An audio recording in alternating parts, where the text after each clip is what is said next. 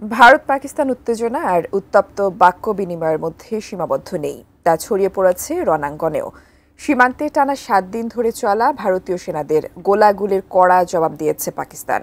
এবার ভারতের একাধিক চেকপোস্ট গুঁড়িয়ে দিয়েছে পাক বাহিনী। এমন উত্তেজনার মধ্যেই ভারতকে পাশ কাটিয়ে শাহবাজ বাহিনীর পাশে থাকার ঘোষণা দিয়েছে পাকিস্তানি হিন্দু সম্প্রদায়। বিস্তারিত জানাচ্ছেন শেখ ফরিদ। ভারতের ভিত্তিহীন অভিযোগের প্রতিবাদে এবার রাস্তায় নেমেছে পাকিস্তানের হিন্দু সম্প্রদায়।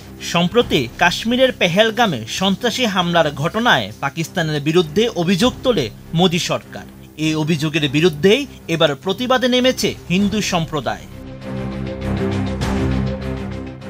30 এপ্রিল বেলুচিস্তানের কোয়েটায় এই বিক্ষোভ মিছিল করেন পাকিস্তানি হিন্দুরা।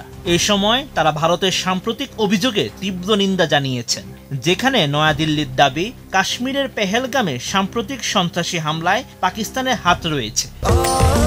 স্বাস্থ্যকর অল টাইম ফ্যামিলি কেক, সব সময় অল টাইম হেলদি লাইফ। পহেলা মে এক প্রতিবেদনে এমন তথ্য জানিয়েছে পাকিস্তানি সংবাদ মাধ্যম দ্য ডন।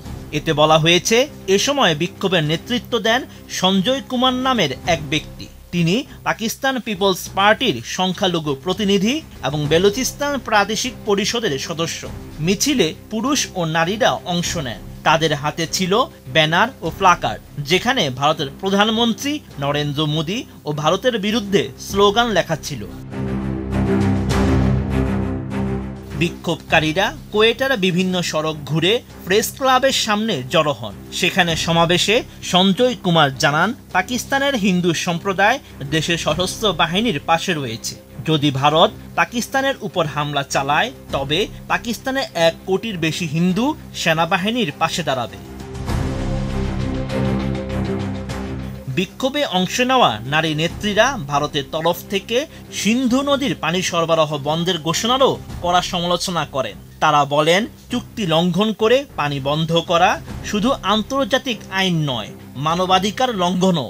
এটি একটি আগ্রাসনের বহিঃপ্রকাশ। সিন্ধু পানি চুক্তি 1960 সালে ভারত ও পাকিস্তানের মধ্যে স্বাক্ষরিত হয়েছিল। বিশ্বব্যাংকের তত্ত্বাবধানে সমঝোতায় পৌঁছেছিল। ভারতের চুক্তি স্থগিতের সিদ্ধান্তকে আন্তর্জাতিক আইন লঙ্ঘন হিসেবে দেখছে পাকিস্তান। Sheikh Farid, ATN news.